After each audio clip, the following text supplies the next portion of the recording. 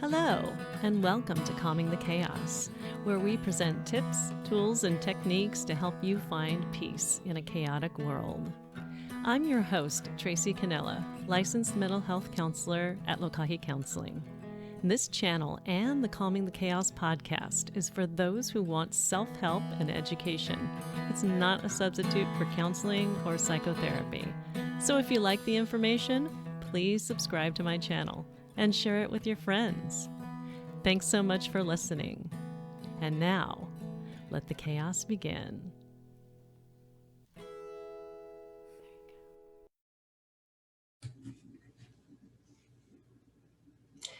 This episode of Calming the Chaos is about calming the chaos with pets who have passed on. And I'm making this video at the request of my friend, Iva Problem. She gave me the wonderful idea to do this. She has just lost a pet recently, and I know how it feels, dear. I really do. And so what I'm going to do with this episode is tell you the meaning that pets have in our lives, and also some stories I have had with pet loss, so that hopefully people out there who are dealing with sick animals or dying animals can get some help and some resources and just some validation of their feelings when an animal gets sick and is eventually having to go to the Rainbow Bridge, which is a resource that I will give you in this video. All right, so let's get started. The first cat that I lost as an adult was Max. And Max was a very, very special cat because I actually wasn't supposed to get a cat. I was in my first marriage, and my now ex-husband did not want to have a cat in our home. And as an act of independence and freedom, and because I absolutely love cats, I made the decision to get a cat. Well, actually, that's not true. My dear friends actually found a kitten for me. And what they did was they said, "You've got to take this kitten. It'd be perfect for you." And they talked me into it. So they gave me some courage. So I do have to give them credit. But this cat symbolized freedom. And at that time, which was in the early 1990s, I really didn't know a whole lot about cats, but I knew I liked them a lot. So when Max was about a year old, I was letting him outside. I walked him on a leash, but he really liked to roam around outside. And he was really good at coming back, and it was safe around our neighborhood. We had a pretty good neighborhood. And by that time, my ex-husband was already gone, and it was just me and Max, and it was a great time of freedom and independence until one day he didn't come back home. And I got this gut feeling that he was never going to come back again, ever. It was so gut-wrenching, the feeling that I just knew. I made some posters. I posted them around in the neighborhood. I went door to door. I asked people where he was, and lo and behold, he never came back. I was so heartbroken. And part of the reason I was heartbroken was because I blamed myself.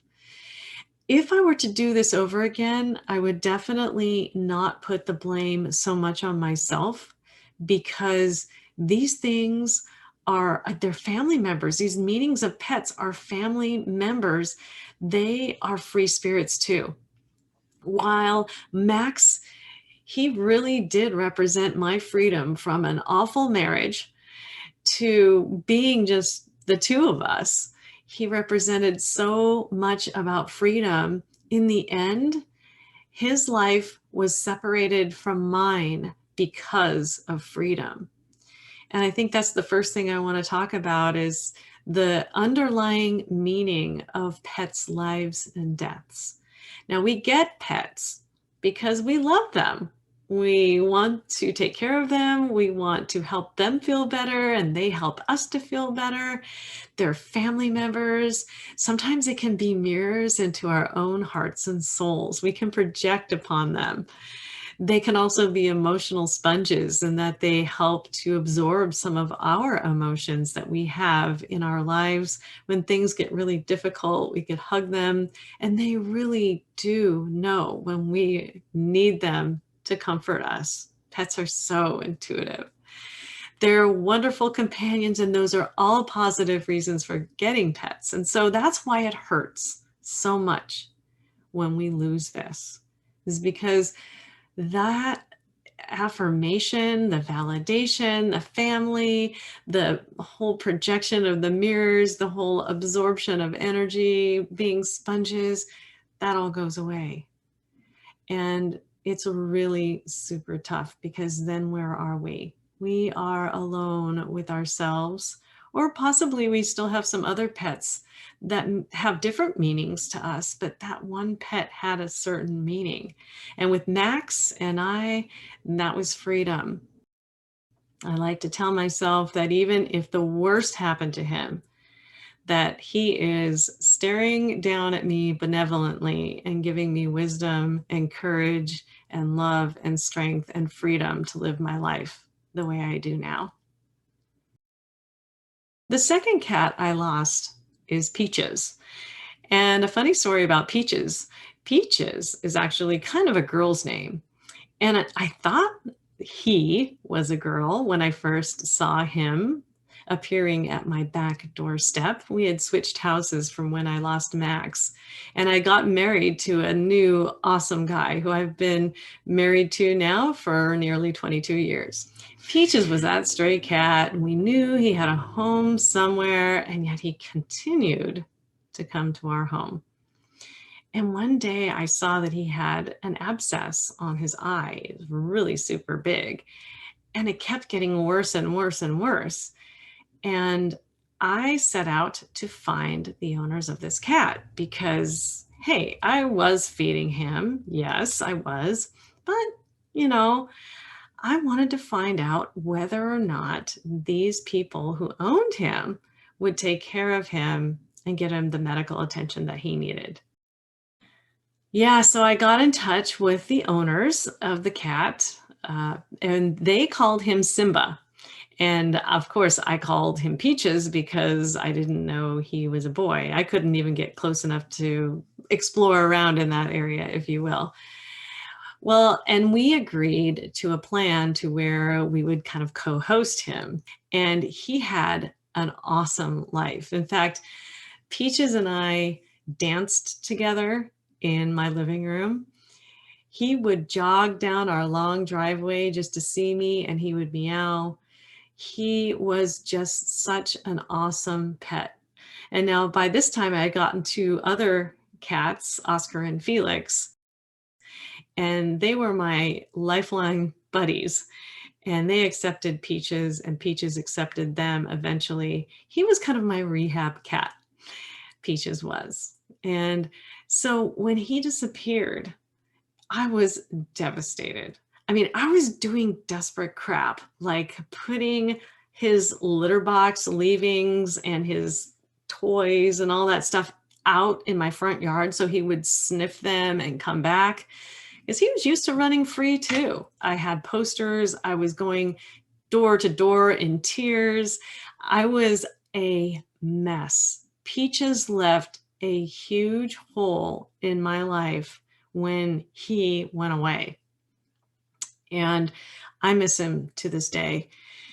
And I think how I coped with that, well, first off, I felt the emotions and I didn't try to deny that I was feeling emotions at all. I let them come and I let them flood over me. I talked to everybody I could about him. I probably wore out my welcome in that.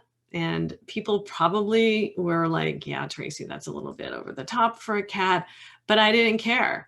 I felt like Peaches deserved that sort of like, I miss him. What I took from it though is that we form these connections with our animals that are so unique. And when we lose them, we hurt. And it's okay to feel the emotions. And that's what Peaches taught me. So the next pet loss I have, I combine into one. They're two cats that pretty much passed away on the same day. Yes, you heard that. And it's a tragic story. So if you have sensitive ears, you could possibly fast forward through this, but I would listen if I were you. I went through it and I'm sensitive, and so can you. So Ziggy was almost the carbon copy of Peaches. And the one day when I saw him flouncing around my backyard, it brought flashbacks. And I thought, this is Peaches. Well, I knew it wasn't because they definitely had different markings. But I took Ziggy in to my own home. And he lived with my other two cats, Oscar and Felix, who are still with me, my constant companions. But whatever it was, I knew that there was something a little off with Ziggy. He would sometimes just sit there under the coffee table in our living room and not move for days. It was like he was shell shocked or something, and it was really hard to reach him. I guess I really wanted him to be Peaches. I wanted to recapture that unconditional love that Peaches represented to me in my cat Ziggy, and it just wasn't working out. And in time, we found out he had feline AIDS. And that posed a problem because I was letting this cat live with my other two cats who weren't vaccinated for feline AIDS. So we very quickly, as soon as we found out that Peaches, I'm sorry, I keep saying that, it's Ziggy. Ziggy had feline AIDS. We vaccinated our other two cats against it, and that was okay. It's just that Ziggy was a big bully, especially to Felix, and the way that Felix was such a gentle soul, and how he was hurt by Ziggy was not a great thing. Ziggy was a bully.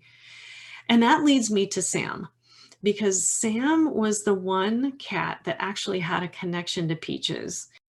Sam was a Siamese, and that's why we called him Sam, but he was marbled. So he's a seal point, and he was full of piss and vinegar, and he knew Peaches. They had had their fights. They had had their ins and outs, and somehow my husband was able to connect with Sam and make him some meals and stuff like that. And I don't know, they just formed this bond and connection. And so, yes, we let Sam into our house as well. Now, Sam and Ziggy were permitted to go outside and inside, while Oscar and Felix remained completely inside cats, which they were inside cats for the rest of their lives. But the reason why Ziggy and Sam are so significant is that I think sometimes we can pick up animals out of this loss to fill this hole, that the void that Peaches left was so big. There were these two cats that I really tried to fill that void with. And instead of just holding the two cats that I had, I reached out for more. And I don't think I will ever do that again. Not that it didn't end up being a lesson somehow, but it did. One evening when I was just home from work, I was in the kitchen, and Ziggy and Sam were both in the house, and they were both in the dining room area. And all of a sudden, out of nowhere, Ziggy charged at Sam. I mean, there was a huge cat fight in our dining room, and we didn't know what to do. And what I did was I stuck my hand in between Ziggy and Sam, and I got a huge bite from Ziggy. And Sam started to do this little popping up thing, collapsed on the floor. My husband grabbed him and cradled him in his arms, and Sam died in his arms right there in our kitchen.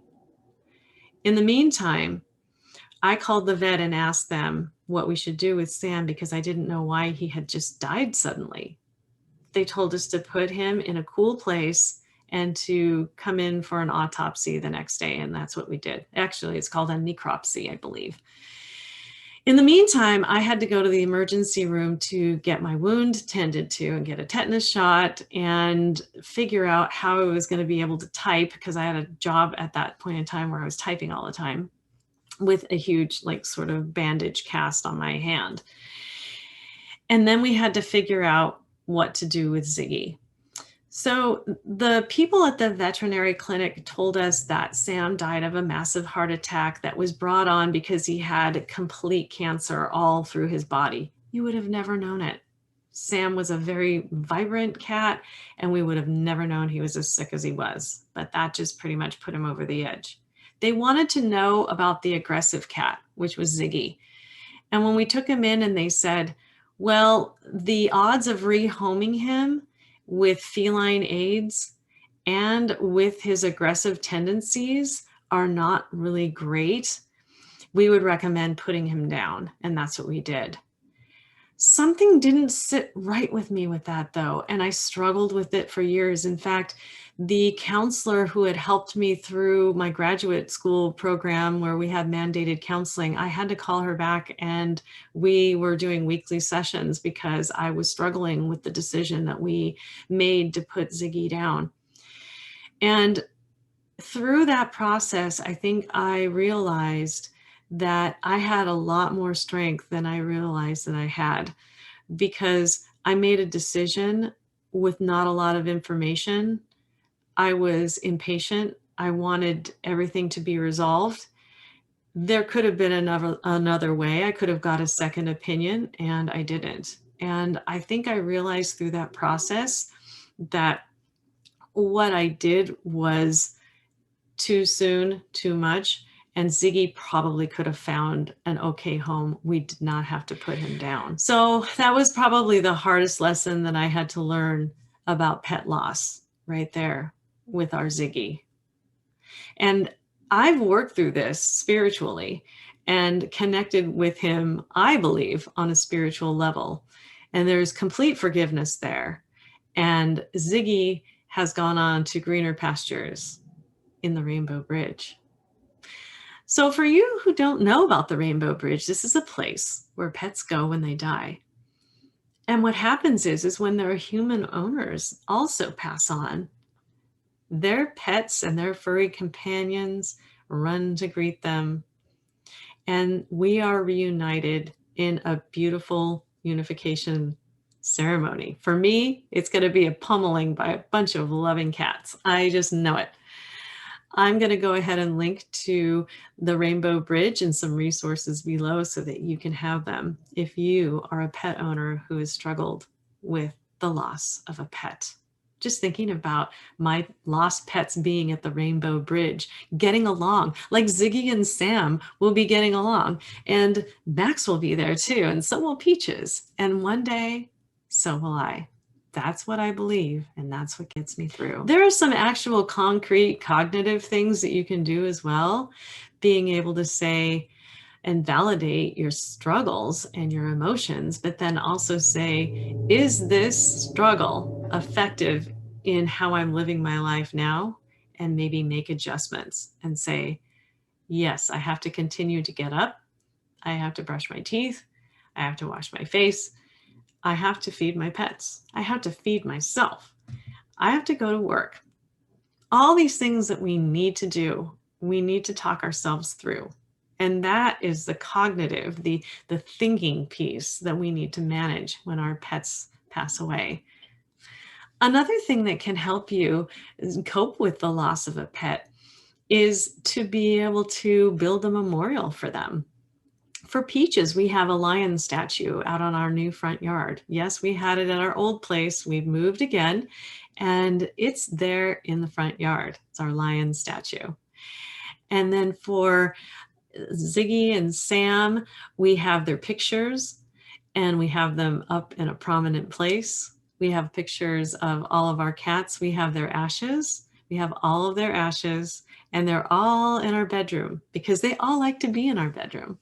Whatever it is that you do to honor your pets, sometimes they do paw prints, sometimes they will be able to have different ceremonies, which I'll describe in a minute, because my last 3 cats who have passed were given ceremonies because I had learned so much from Ziggy and Sam in that loss that I knew I was going to do it differently with my future cats.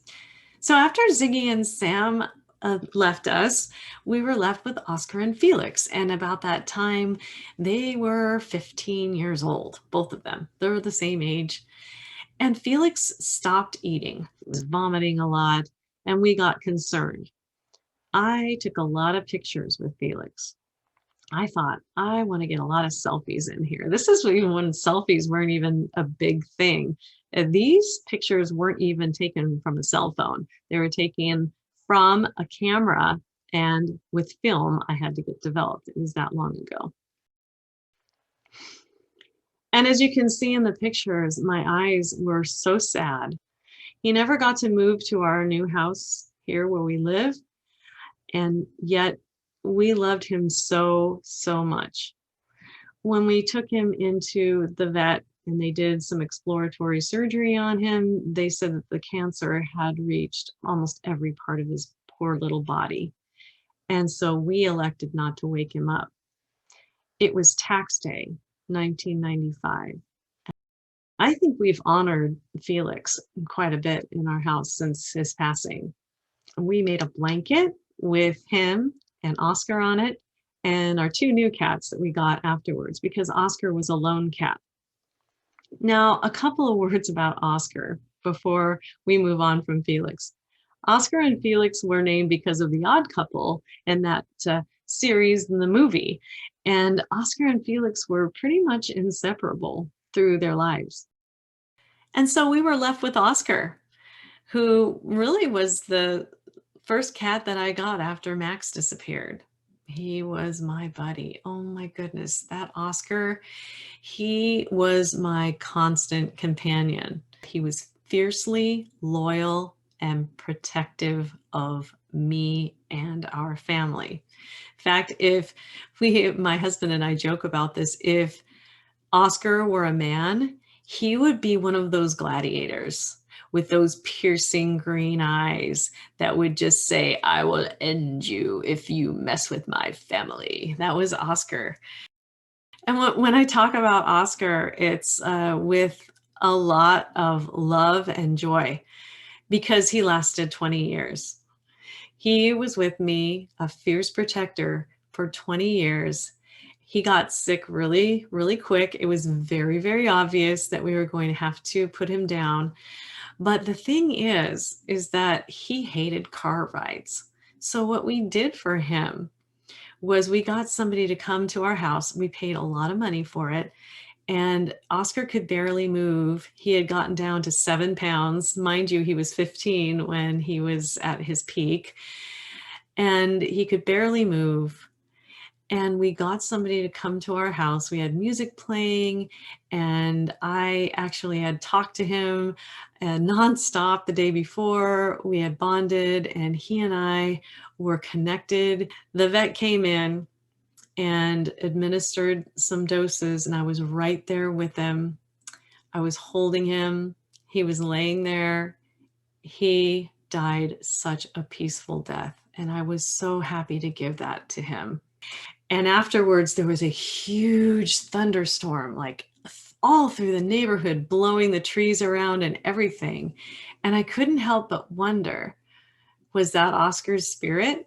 I'm a pretty spiritual person.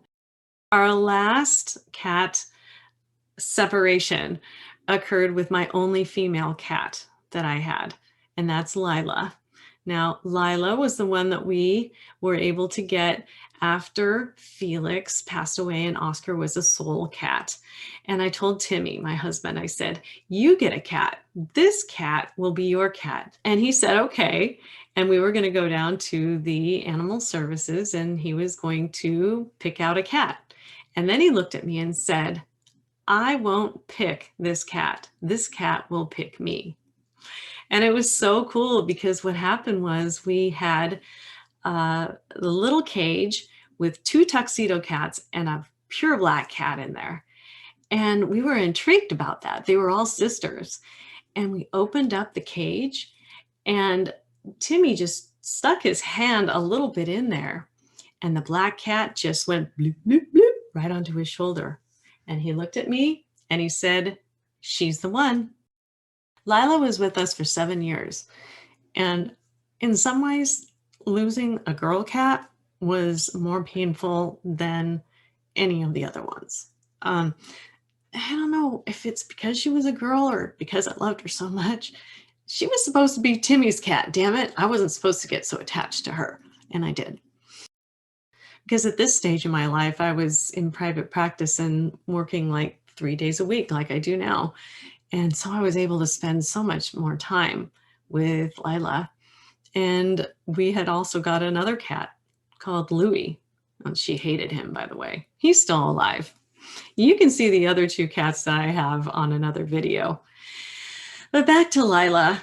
So she was an indoor-outdoor cat, as was Louie. And now Louie is strictly indoors because of what happened to Lila. Now, we really don't know what happened to her, but I do know this, is there was a morning where I had a lot of things to do and I was in what you call a mood. And this mood was so stormy and so resentful and so angry, my energy just permeated the whole house. In fact, the last vision I remember seeing of Lila was cowering underneath my computer printer right here in this room. Because what happened after that is I went and I had to do a bunch of stuff.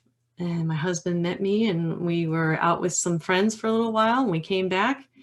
And apparently him and his friend came back, and his friend, our awesome buddy, he was the last to see her, just sitting there, just by the garage, minding her own business. Timmy had let her out when he came home, and she was just in her little corner, and we never saw her again. I thought it was kind of strange when she didn't come home, but I wasn't too worried about it. And I went outside that night. It was in September. And it's one of those days where it was kind of crisp and cold and you could see all the stars and they were so bright in the sky. And I remember asking my grandmothers for help, my dead grandmothers, all of them, please help me find Lila. Please help me. Because for some reason that was on the night she disappeared. Like she hadn't even been gone for 6 hours. And I just kind of knew, I knew. But I circulated the obligatory flyers and I put up huge signs. I even consulted a pet detective and they were really helpful. And we had a cat sniffing dog come out. I mean, we did everything we could to find that girl. Not a trace at all. We have no idea what happened to her.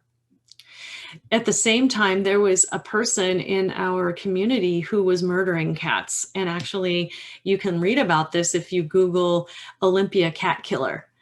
And there was a series of murders that occurred after Lila disappeared in 2017. And I was so grateful that by that time, I was pretty much of the mind to keep my cats indoors. When we built a catio, we converted our outside deck to a catio so that our cats could go outside, including Louie, who was a complete outdoor cat pretty much. And now they're indoor, outdoor on the catio. I suppose what I learned from Lila was still, I think it comes back to that independence. She was fiercely independent. She was so loving and she was so feminine, but she was fierce. I wouldn't want to tangle with her at all. And what I lost in that was a lot of my fierce femininity. And I think I've become a little bit more aware of that, especially on some of my recent YouTube appearances. And I want to get that back. So I have been consulting Lila's energy and spirit, and we're going to be working together in the future. You might think I'm a little crazy talking about that, but this is how I cope. Because like I said, I'm a very spiritual person. And by imagining my cat's energy benevolently looking down and helping me, Felix calming me, Oscar protecting me, Max providing me some freedom, Peaches representing unconditional love, Ziggy and Sam representing learning, and Oscar, oh, did I say Oscar already? Again, Oscar's Oscar. Oscar is my Oscar, very protective. And then Lila, with this fierce femininity about her. She could be strong and soft at the same time. So what I've done is taken my cat's traits and what they have provided for me, and I have visualized them and visualized my cats giving me those traits from wherever they're at. And for me, being able to take on their energy, and in that, being able to carry on their lives within my own body and in my own energy. And maybe that sounds a little bit woo-woo or wacky or hippy-dippy wigwam, whatever you want to call it. But that's me. This is my way. I do want to say in closing, dealing with the chaos of pet loss is not easy. Calming the physical body is key. Taking a deep breath, holding it 8 seconds, exhaling it slowly. Using any kind of skills that you can to ground yourself, making memorials, putting pictures around, telling stories, writing songs. I wrote a bunch of songs that I still haven't even developed when Lila disappeared, all about Lila. And, I've written songs for all of my cats. Well, pretty much. And writing songs, doing poetry, journaling, breathing, walking, remembering. Grief is a tough process, and there's no timeline for it. And there's no limit on the intensity of emotion that you can or will feel for a particular animal when they go away. And so just allowing yourself that grace and that time and that self-care that you need, that they would want you to have, because you were their owner, you were their person. They would want you to do that for yourself as they have gone and as you continue to connect with them. I will link below to a meditation I developed on my first CD called the Ho'oponopono, which is a Hawaiian chant that is about connection. And I would encourage you to listen to this. And as you do, visualize you connecting with your lost pet, with your pet who has passed on. I've done this so many times. I've envisioned the Ho'oponopono happening between myself and my cats in different colors. They all have different colors. And if you'd like to do that, great. I developed it for different purposes, but it can be used to connect with your passed on loved ones, with somebody that you've lost connection with who's still alive, or with a lost pet. I hope this has been helpful. Thank you so much for joining me on Calming the Chaos and Calming the Chaos of Pet Loss. And if you have any comments, leave them below. I'd be happy to help or follow up. In the meantime, take good care of you and your animals. Thank you for listening to Calming the Chaos. If the information in today's podcast was helpful, please consider subscribing and share it with your friends. You can find this podcast on iTunes, Apple Podcasts, and on YouTube. You can also go to my website at www.lokahicounseling.com for more resources for calming your mental and emotional chaos. This includes a CD I created that teaches you how to practice mindfulness in less than 10 minutes. So check it out. Thanks again for listening, and I look forward to sharing my next podcast episode with you. In the meantime, take care.